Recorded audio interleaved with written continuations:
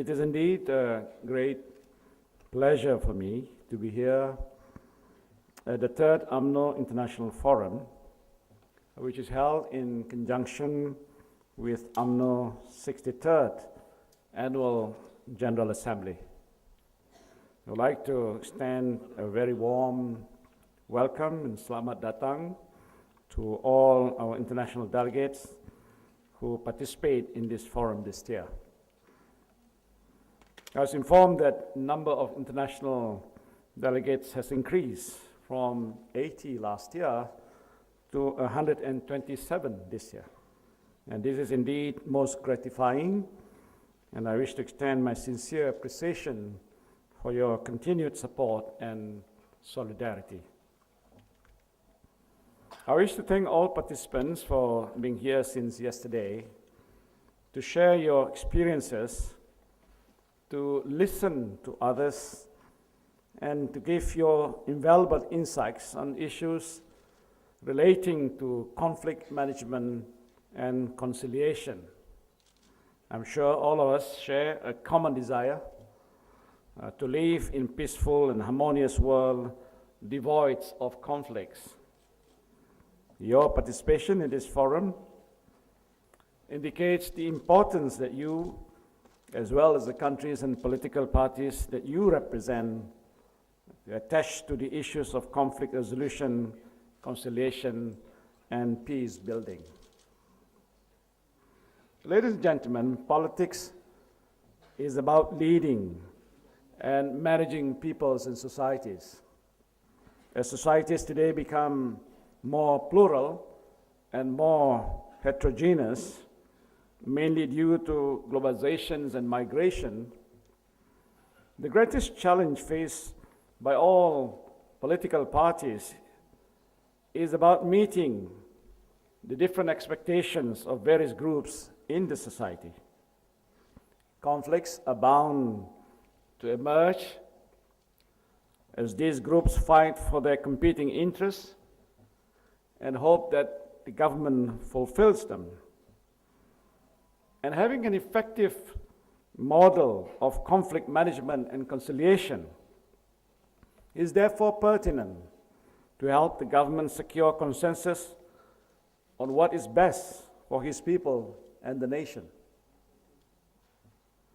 Now, when Malaysia achieved independence in 1957, thanks to the wisdom of our forefathers, we chose a political model based on cooperation, based on power sharing between political parties representing different ethnic groups in the country.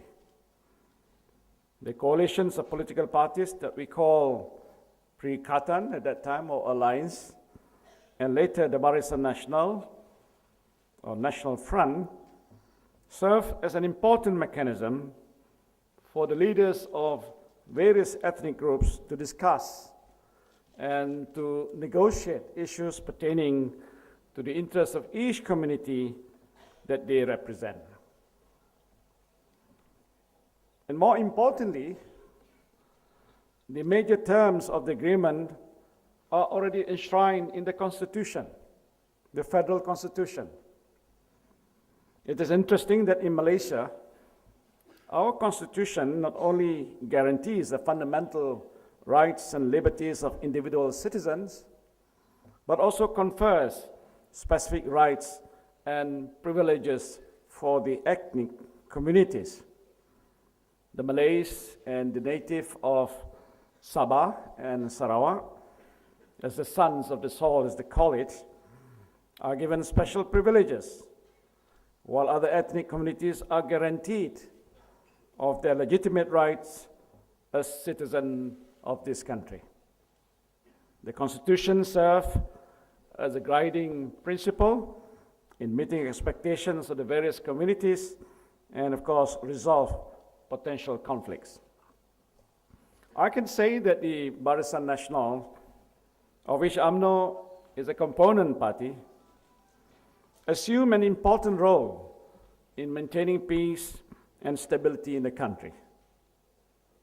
Guided by the benign principles of the Constitution and the political will to cooperate, tolerate, and share power, it is not uncommon for the leaders of the Barisan Nasional to sit down, discuss, and resolve even the most highly potentially explosive issues in the country. More often than not, we manage to avoid conflicts from arising rather than allowing conflicts to erupt, and by doing so, we protect our people from the menace of violence and destruction. Now, it is the will to live in peace and harmony, and in a spirit of togetherness and brotherhood, that the people of different racial, ethnic, and religious backgrounds in Malaysia continue to enjoy peaceful and harmonious life in our country. But we have to be mindful that the will to cooperate and share power among leaders of different communities alone does not guarantee continued peace and stability of the political system.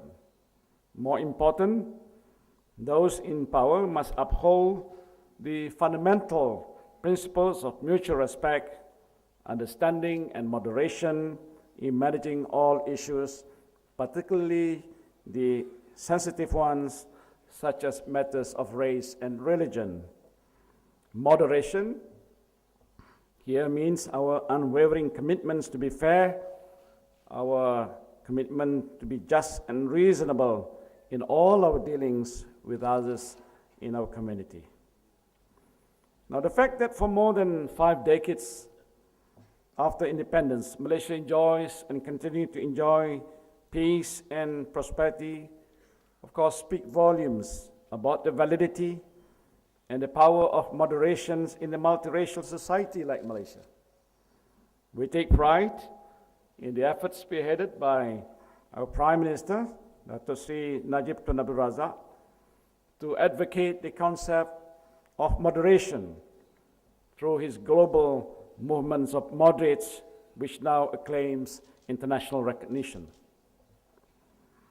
Now, ladies and gentlemen, in the regional context, unmanageable domestic conflicts will have far-reaching consequences on regional peace and stability.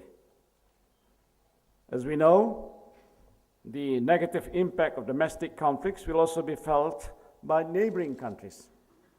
There will be influx of refugees, asylum seekers, and illegal immigrants, giving way for other problems to emerge. Cross-border crime, human trafficking, and militancy are among the well-known results of unmanageable domestic conflicts.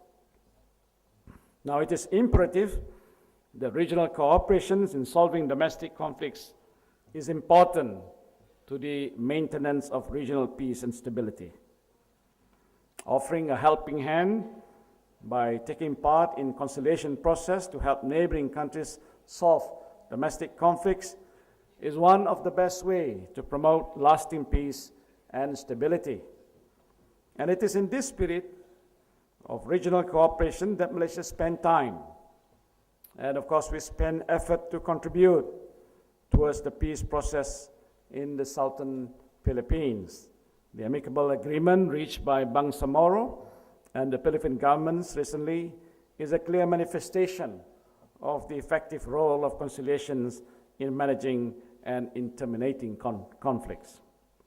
Let us rejoice in the spirit of cooperation and mutual understanding between nations and communities.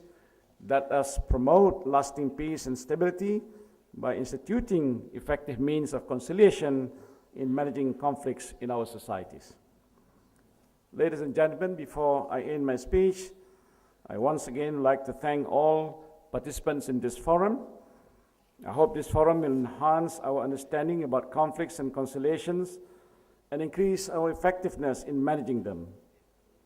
For the international delegates, I hope you will find some time to see for yourselves this beautiful country of Malaysia, and of course discover the wonders of our multiracial and our multicultural heritage, which are the symbols of peace and harmony that our people in Malaysia enjoy. We look forward to your continued support and of course participation in this forum in the future. Thank you. Assalamu alaikum wa rahmatullah wa barakatuh.